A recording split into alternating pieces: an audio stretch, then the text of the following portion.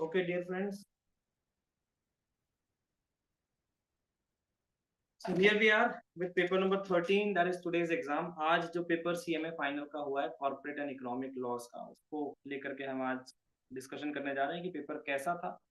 तो सबसे पहले ये बता दूं कि पेपर वाज वेरी इजी। कोई भी बच्चा जिसने सीएमए फाइनल के लॉ को थोड़ा भी ठीक ठाक पढ़ाई किया है, they can easily score I think about 60 marks. आराम से एक एग्जामिशन का पेपर है, उससे कम मार्क्स की गुंजाइश इस पेपर में नहीं है। तो इससे पहले कि हम ये डिस्कशन शुरू करें, आई थिंक आप में से बहुत सारे लोगों को आज 60 का स्कोर इस पेपर में आएगा। Just let me start with the discussion.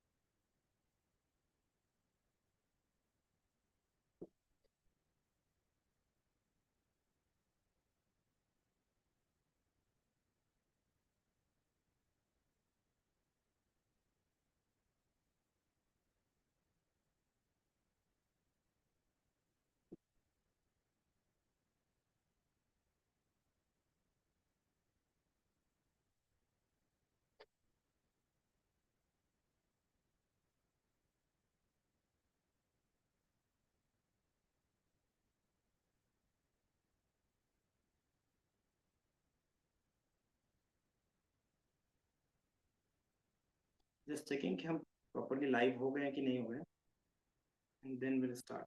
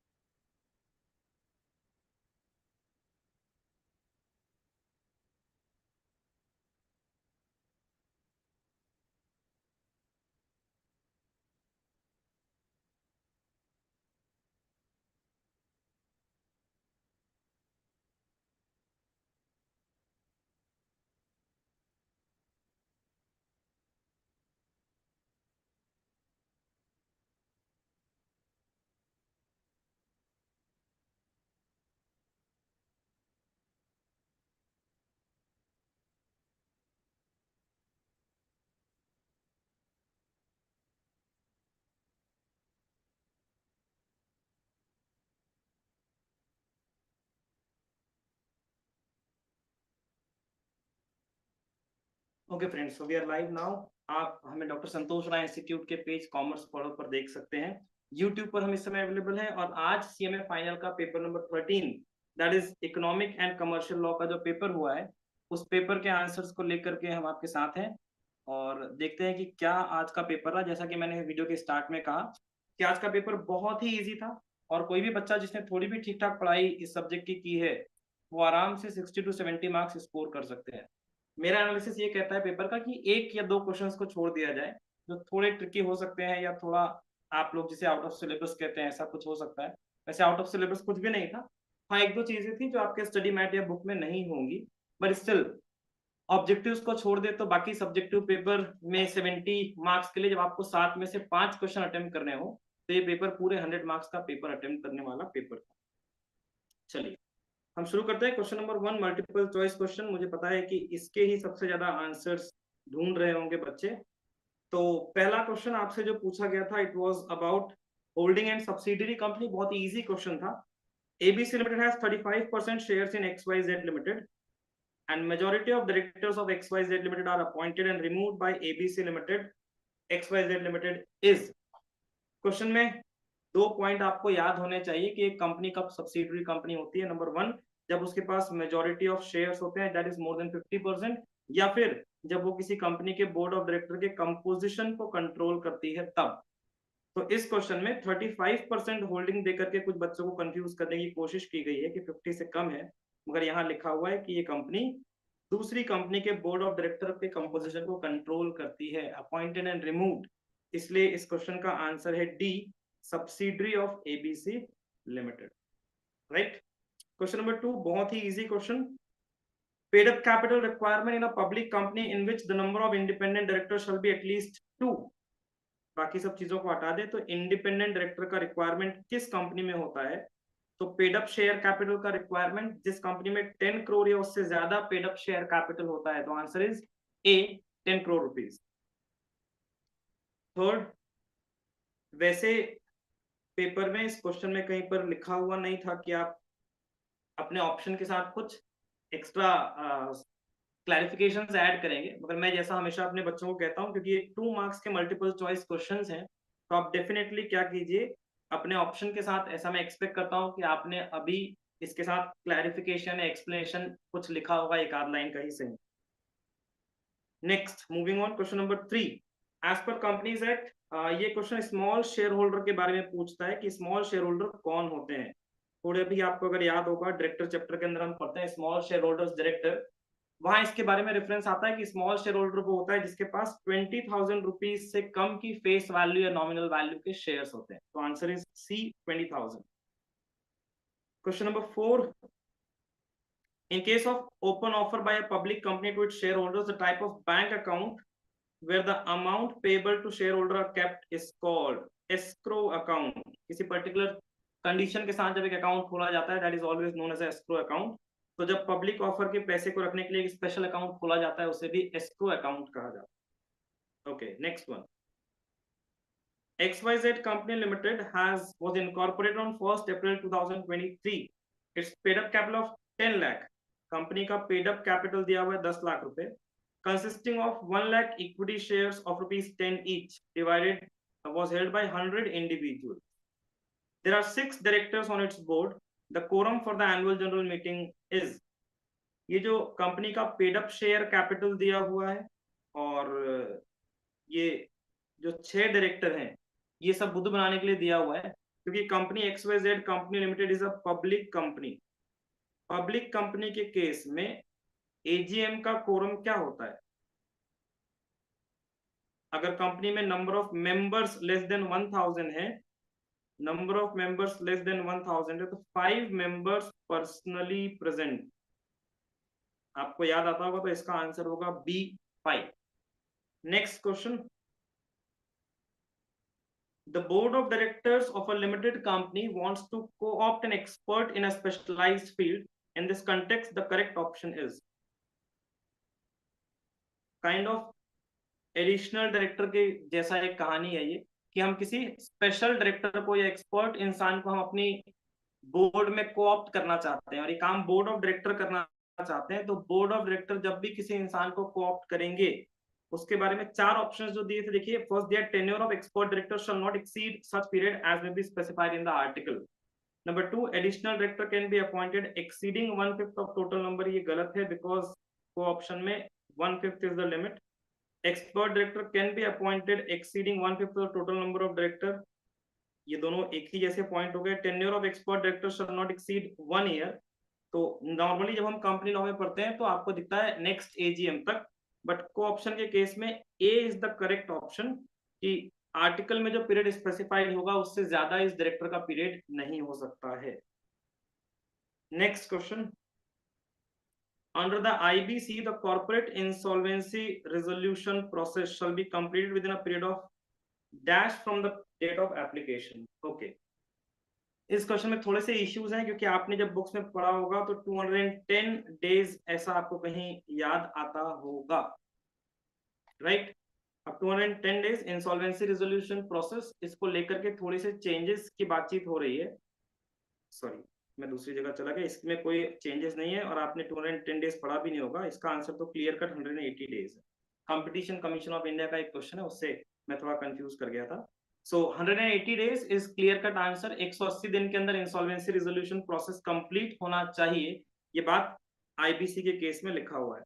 Next is there are three approaches to sustainability management. Sustainability management में इकोनॉमिक अप्रोच, इकोलॉजिकल अप्रोच और सोशल अप्रोच, ये तीनों ही अप्रोच होते हैं। क्वेश्चन पूछ रहा है following is not a part of three approaches, so ergonomic approach is the answer, D is the correct answer. Next question number 9 of multiple choice question.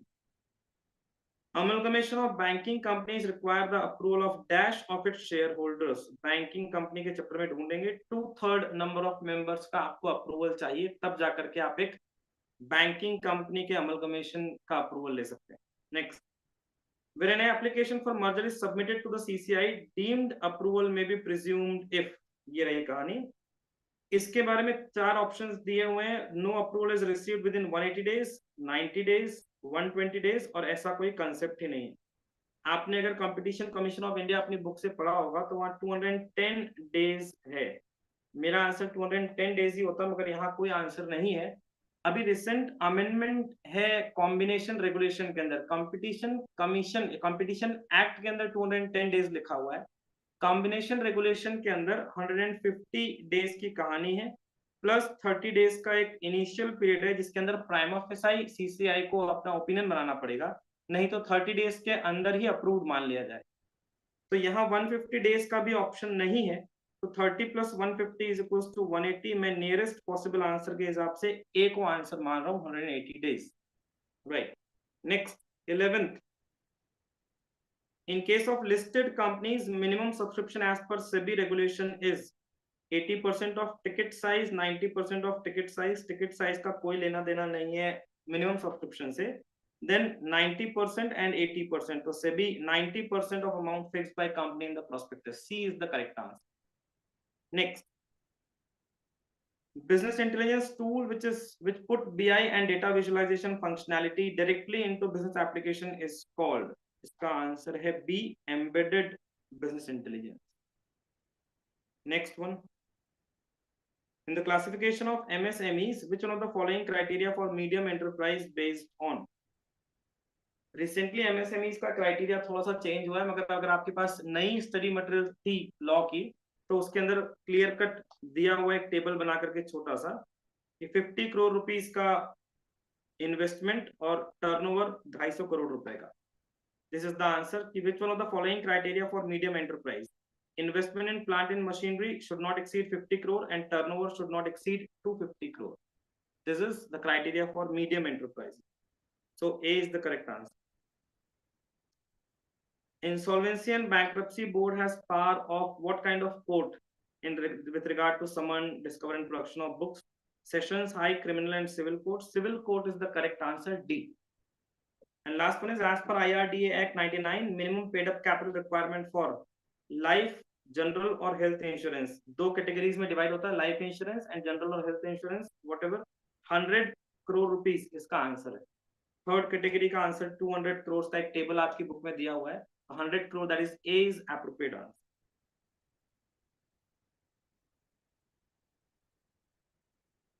Section B, यहां से आपके प्रैक्टिकल क्वेश्चन शुरू होते हैं, subjective question शुरू होते हैं। Straight forward questions थे, बीच में सिर्फ 2 केस स्टडी जैसे क्वेश्चंस थे and the questions were very easy, direct straight forward questions. हालांकि एमटीपी की बेसिस पे 7 मार्क्स के क्वेश्चन आने चाहिए थे, मेजॉरिटी ऑफ क्वेश्चन 7 मार्क्स के हैं, बस एक क्वेश्चन या एक आध जगह पे इंस्टीट्यूट ने कुछ 5-4 मार्क्स के क्वेश्चन भी पूछ लिए। चलिए देखते हैं। First question is explain the class action. Class action की कहानी आपकी बुक में पेज नंबर 152, नया स्टडी मटेरियल अगर आपके पास है तो पेज नंबर 152 रेफर कीजिए। उसके अंदर ए बी सी डी ऐसे बहुत सारे पॉइंट्स दिए हुए हैं, उसका point A is enough for this answer. Point A के अंदर जितने भी रिलेवेंट पार्ट हैं पॉइंट्स है उतने से आंसर कवर हो जाएगा। बट अगर आपके 7 मार्क्स के हिसाब से आपको कम लग रहा हो आंसर, तो इसके बी वाले पॉइंट को भी कवर कर सकते हैं, जिसके अंदर क्लास एक्शन के लिए रिक्वेस्टेड नंबर ऑफ मेंबर्स की बातचीत की गई है। ए और बी पॉइंट मिला के मोर देन सफिशिएंट आंसर है, page number 152 of the latest study material of law.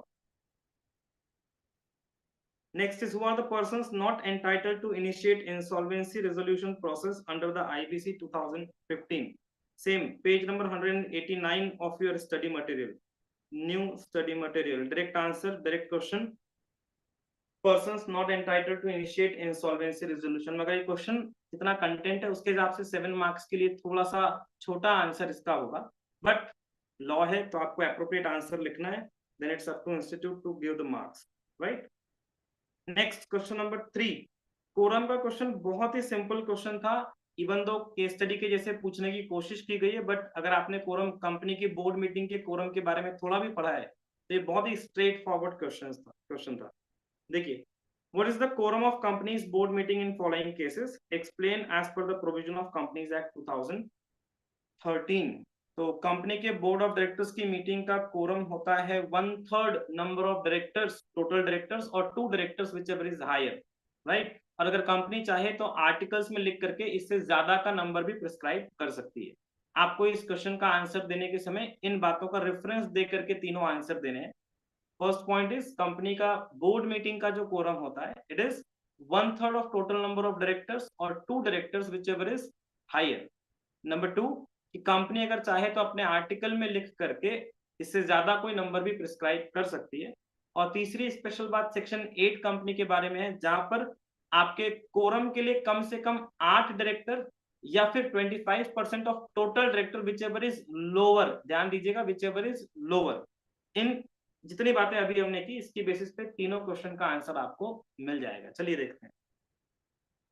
First one, a public company has 10 directors including 4 non executive director. ये executive non executive is useless in regarding to with regard to quorum. जितने भी total director है तो 10 directors, उसका 1/3 निकालना है, या 2 director, 10 का 1/3 3.33 will be rounded off to 4। 4 director या 2 director whichever is higher, तो कंपनी की बोर्ड मीटिंग के लिए 4 डायरेक्टरों का प्रेजेंट होना जरूरी है। But 8 directors including 4 non executive directors attend the board meeting, तो बिल्कुल वैलिड मीटिंग होगी, कोरम प्रेजेंट है।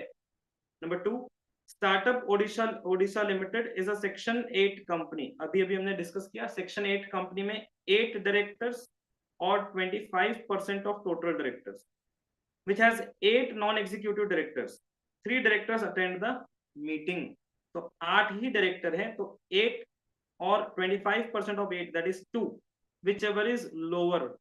तो इस कंपनी में अगर 2 डायरेक्टर भी मीटिंग अटेंड कर लेते तो वैलिड मीटिंग होती। यहाँ 3 डायरेक्टरों ने मीटिंग अटेंड की है तो ये मीटिंग बिल्कुल भी वैलिड है। Third point, board of director of x limited consist of 9 executive director and 3 non executive director, that makes a total of 12. Total 6 executive directors and 3 non-executive directors attend the BOD meeting. 6 plus 3 9. तो 12 का 1/3 अगर मैं निकालूं तो 4 directors चाहिए मुझे quorum के लिए। इस कंपनी की अभी तक जितना हमने पढ़ा, कंपनी की मीटिंग अटेंड की 6 plus 3 9 डायरेक्टर्स ने, ठीक है। अब business was transacted in which one director was interested. Articles of association has fixed the quorum as 5. पहले कोरम देखें, 12 का 1/3 4 या फिर 2 डायरेक्टर, तो कोरम 4 होता, बट आर्टिकल ने क्योंकि एक हायर नंबर सेट किया है तो इस कंपनी के लिए कोरम होगा 5 डायरेक्टर। मीटिंग अटेंड की है 9 डायरेक्टर्स ने। अब इंटरेस्टेड डायरेक्टर जो होता है वो मीटिंग अटेंड नहीं कर सकता और कोरम के लिए भी काउंट नहीं होता है, तो स्टिल उस एक इंटरेस्टेड डायरेक्टर को हटा भी देंगे तो 8 डायरेक्टर मिल करके वैलिड मीटिंग हेल्ड कर सकते हैं as per quorum is concern. So this is the answer of this question. Moving on to question number 3B. State the restriction on dealing in foreign exchange and holding of foreign exchange. Okay. Dealing in foreign exchange and holding of foreign exchange. आपके FEMA के chapter में page number 297 refer कीजिए, वहां salient features of FEMA का एक topic है जिसके अंदर ए और बी, ए में लिखा हुआ है डीलिंग इन फॉरेन एक्सचेंज और बी में लिखा हुआ है होल्डिंग ऑफ फॉरेन एक्सचेंज। सीधा ये 2 टॉपिक उठा करके पूछ लिए गए, पॉइंट्स में स्ट्रेट फॉरवर्ड आंसर है, इजिली 5 to 6 मार्क्स आप आराम से इसमें स्कोर कर सकते हो। Next one, RR Limited is public limited company having its registered office in Bengaluru and has been in existence since March 2010. Following is summarized position of its financial result for past 4 years. Okay. Question पूछा in the light of above facts examine the following issues. CSR के regarding question है। CSR बोलते ही आपको section number 135 of companies act 2013 याद आना चाहिए। Section 135 के कुछ सेलेंट फीचर्स अगर आपको याद आए तो जिस भी कंपनी का नेटवर्थ 500 करोड़ से ज्यादा हो, टर्नओवर 1000 करोड़ से ज्यादा हो या नेट प्रॉफिट 5 करोड़ रुपए से, ये सभी बातें प्रीवियस फाइनेंशियल ईयर के लिए काउंट होगी। जस्ट प्रीसीडिंग फाइनेंशियल ईयर में अगर इनमें से किसी भी क्राइटेरिया को आप हिट करते हैं तब आपको करंट ईयर में सीएसआर कमिटी बनानी होगी और आप सीएसआर रेगुलेशंस के कवरेज में आ जाएंगे। तो इस क्वेश्चन में देखते हैं हम 2023-24 के लिए बातचीत कर रहे हैं। 23-24 के लिए प्रीसीडिंग फाइनेंशियल ईयर 2022-23 कंपनी का नेटवर्थ है 503 crore which is greater than 500 crore. Company का टर्नओवर है 890 crore which is less than 1000 crore and net profit is 8.9 crore which is greater than 5 crore. तो कंपनी 500 करोड़ 5 करोड़ दो क्राइटेरियाज को हिट कर रही है। Even if it hits any one of the criterias, इसको सीएसआर के प्रोविजंस फॉलो करने होते हैं। तो इस कंपनी को सीएसआर रेगुलेशंस फॉलो करना है। देखते हैं क्वेश्चन में क्या पूछता है। Does the company come within the purview of CSR regulation? Of course.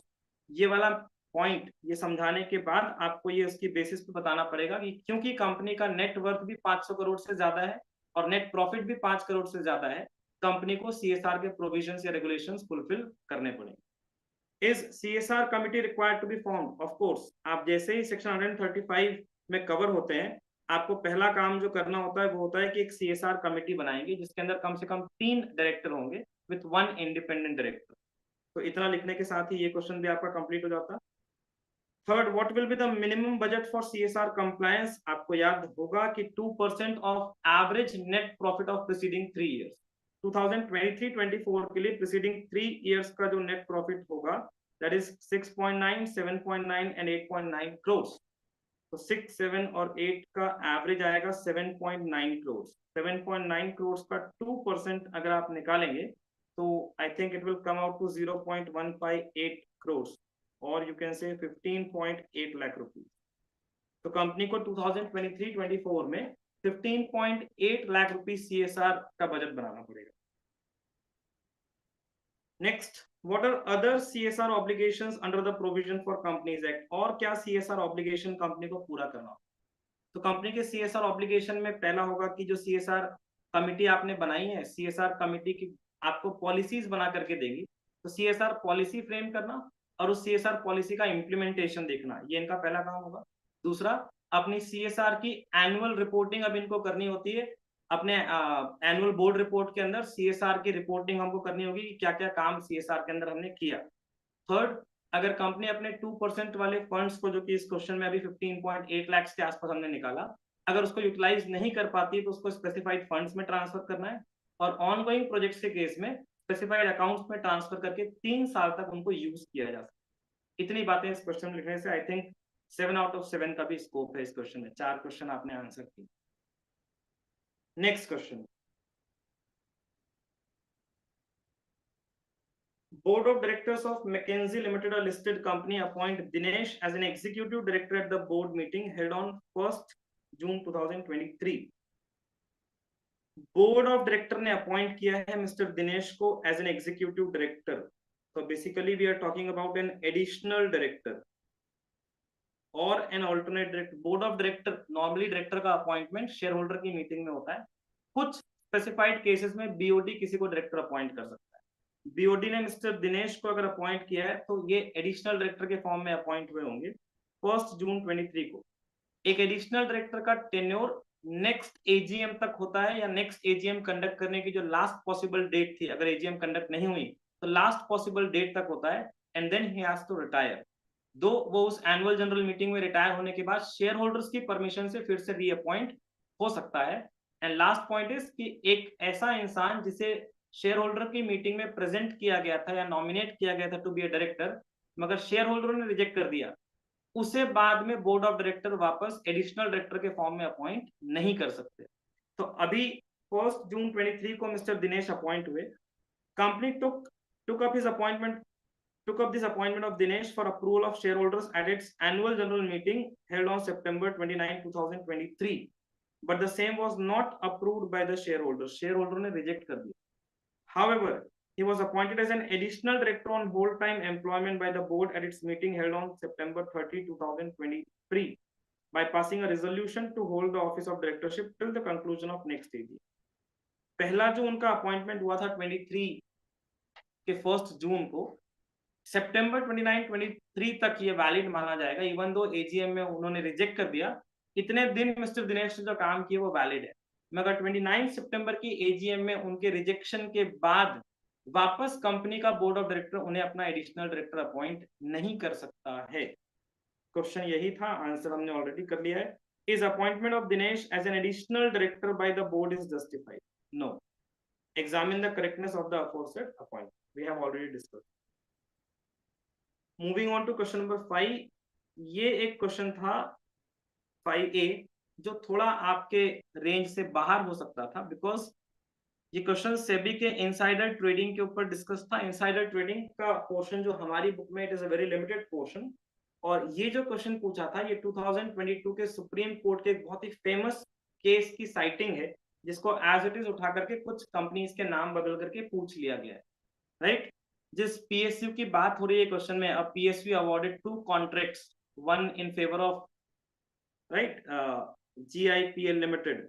तो जीआईपीएल लिमिटेड नाम शायद थोड़ा चेंज होगा, मगर जीआईपीएल उसका भी शॉर्ट फॉर्म बनता था.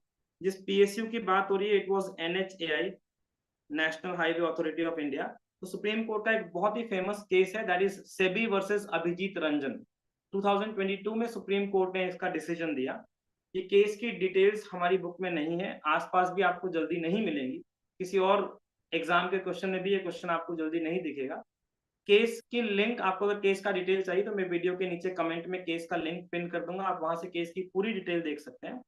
बट इस क्वेश्चन में क्वेश्चन पढ़ के इसकी समरी क्या है इस केस की, उसके बेसिस पे आंसर मैं आपको बता देता हूं. अब PSU awarded 2 contracts, one in favor of GIPL and another in favor of SIL. 2 कंपनियां थी, एक पीएसयू ने इन दोनों कंपनियों को कॉन्ट्रैक्ट दिया, एक GIPL को और एक SIL. Ranjan was the CMD of GIPL. Chief managing director थे मिस्टर रंजन GIPL कंपनी के. At the time of award of contract, जब ये कॉन्ट्रैक्ट दिया गया तब मिस्टर रंजन GIPL के चीफ मैनेजिंग डायरेक्टर थे. GIPL and SIL had entered into 2 shareholder agreements which were terminated later on by the GIPL board. इन दोनों कंपनियों के बीच में कुछ शेयर होल्डिंग एग्रीमेंट था जिसको बाद में GIPL के बोर्ड ने कैंसिल कर दिया. अब जब इन्होंने कैंसिल किया तो Ranjan sold shares of GIPL before it was intimated to NSE. थोड़ी सी इनकम्प्लीट इंफॉर्मेशन है. खैर, NSE को ये इन्फॉर्म करने से पहले ही मिस्टर रंजन जो GIPL के CMD थे, उन्होंने अपने GIPL के शेयर्स बेचे बिना NSE को इंटीमेट किए हुए. तो आपको ये आइडिया होगा कि इनसाइडर इंफॉर्मेशन जब तक पब्लिक नहीं हो जाती तब तक आप शेयर्स में ट्रेड नहीं कर सकते हैं. इसको लेकर के ये क्वेश्चन गया कोर्ट में. However Ranjan took up SEBI charged Ranjan as guilty of insider trading. However, Ranjan took a plea that this was necessary as part of corporate restructuring to prevent GIPL parent company from going into bankruptcy. ये parent company को bankruptcy से बचाने के लिए मुझे अपने share बेचने पड़े, ये दलील उन्होंने सुप्रीम कोर्ट में रखी, which was factually found to be correct. बाद में सुप्रीम कोर्ट ने इस फैक्ट को भी करेक्ट पाया कि उन्हें अपने शेयर्स कंपनी को बैंक्रप्सी में जाने से रोकने के लिए बेचने पड़े. Examine the following issues. Is Ranjan an insider in this case? Of course, mister Ranjan के पास price unpublished price sensitive information, Supreme court का ये कहना था कि उनके पास अनपब्लिश्ड प्राइस सेंसिटिव इंफॉर्मेशन तो थी. सेकंड क्वेश्चन में देखिए, what is the meaning of unpublished price sensitive information.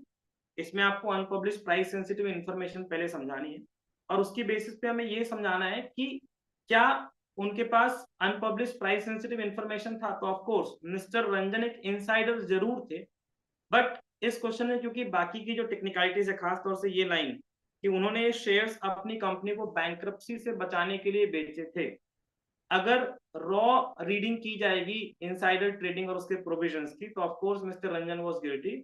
मगर सुप्रीम कोर्ट ने इस केस में एक लैंडमार्क जजमेंट दिया है जिसने आने वाले टाइम में बहुत सारी चीजों के लिए पाथवे क्लियर किया है. सुप्रीम कोर्ट ने मिस्टर रंजन को इनसाइडर ट्रेडिंग का गिल्टी नहीं पाया है, और क्योंकि इनसाइडर ट्रेडिंग का गिल्टी नहीं पाया, व्हाट इज हिज लायबिलिटी, तो इस केस में उनकी कोई लायबिलिटी भी नहीं। And are the charges of SEBI correct, तो इन दो क्वेश्चन का आंसर देते देते अब सेबी के चार्जेस की वो इनसाइडर ट्रेडिंग के गिल्टी हैं वो करेक्ट नहीं है। सुप्रीम कोर्ट का केस सेबी वर्सेस अभिजीत रंजन 2022 का ये डिसीजन है।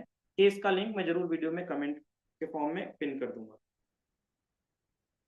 क्वेश्चन नंबर 5B, यहाँ से अब सब स्ट्रेट फॉरवर्ड क्वेश्चंस थे जिनका आंसर डायरेक्टली आपको मिल जाएगा। 5B को थोड़ा सा इंटरेस्टिंग बना करके पूछा गया था, पर मुझे नहीं लगता कि इसमें कोई फाइनल का बच्चा कंफ्यूज होगा। Mr. Paras deals with a company in a manner incompatible with some of the articles mentioned in article of association of the company. What will be the consequences of the same? Is there any exception in this regard? ये question doctrine of indoor management का question है। अगर आप ये guess नहीं कर पाए या समझ नहीं पाए तो थोड़ा 7 मार्क्स का आपका नुकसान हो गया है। डॉक्ट्रिन ऑफ इंडोर मैनेजमेंट और उसके एक्सेप्शन, मुझे लगता है कि ये हमारे भी लिए हुए टेस्ट का फेवरेट क्वेश्चन रहा है और इंस्टीट्यूट का भी एक फेवरेट क्वेश्चन ये रहा है 7 मार्क्स के लिए, straight forward answer. What do you mean by business intelligence in the context of cyber security? Question number 6A, 7 marks के लिए क्वेश्चन था। You can directly refer to page number 384 and 385 of your new study material of law.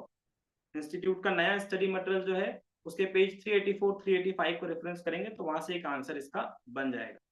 This question was for 7 marks. Next one, question number 6B, discuss about the powers of Competition Commission of India to order division of enterprise enjoying dominant position. Direct, same straightforward question, page number 281 with reference to section 28 of Competition Act 2002। वहां आप देखेंगे तो ये कहानी आपको मिल जाएगी। इसका answer हालांकि थोड़ा 4 मार्क्स के हिसाब से छोटा है, but still 4 marks is enough for this.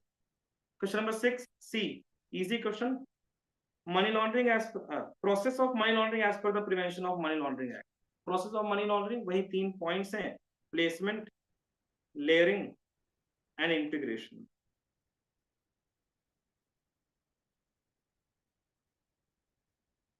ये 3 पॉइंट्स को आप थोड़ा थोड़ा जैसा कि दिया हुआ बुक में समझा देते 4-4 लाइन में तो आपका 3 मार्क्स का आंसर इजिली हो जाता। Question number 7 and 8, briefly discuss about the principles of indemnity and subrogation in the context of principles of insurance। principles of insurance, indemnity, subrogation, causa proxima, insurable interest, इनमें से 2 के बारे में पूछा था, इंडेमनिटी एंड सब्रोगेशन। आप अपने institute का स्टडी मटेरियल देखेंगे, नया स्टडी मटेरियल की मैं रेफरेंस दे रहा हूँ, पेज नंबर 345 में इसका आंसर आपको मिल जाएगा। Next question number 7B, restriction on loans and advances bye banks under banking regulation act, page number 322, page number 322 of study material. Direct answer है, डायरेक्ट एक टॉपिक है इसके ऊपर, टॉपिक का नाम है ये restriction on loans and advances by bank. Question number 7C, state the time limit for payment to be made by buyers to MSME। 45 days की टाइम लिमिट्स आपको अगर याद आती होगी, इसका आंसर पेज नंबर 371 प्लस 372, 2 बार टॉपिक थोड़ा थोड़ा लिखा है। 371 में मेजर कंटेंट है, 372 के एंड में थोड़ा सा कुछ और लिखा हुआ आपको मिल जाए। Next is question number 8A, should the investment of a limited company be held in its own name only? Correct. First second chapter का ये क्वेश्चन है, इन्वेस्टमेंट लोन्स वाले चैप्टर का question, page number 36 of new study material. एक topic है section number 187, वहां आपको दिखाई दे जाएगा companies investment to be held in its own name, right. And last question of your paper, discuss about sustainability reporting in the light of need for filing of annual business responsibility report as per SEBI, page number 230 and page number 240, इनका reference लीजिए new study material में, इसका answer आपको directly मिल जाएगा। Hope कि आप सब इस पेपर में कम से कम 70 प्लस स्कोर कर रहे होंगे, and all the best for all your next paper. अच्छे से एग्जाम दीजिए, ये वीडियो अभी देखना जरूरी नहीं है, जब भी आपको टाइम मिले, जब आपके मार्क्स काउंटिंग का टाइम आए तब ये वीडियो देखिएगा। अभी फिलहाल अपने आगे के पेपर्स की तैयारी कीजिए। Okay, good night.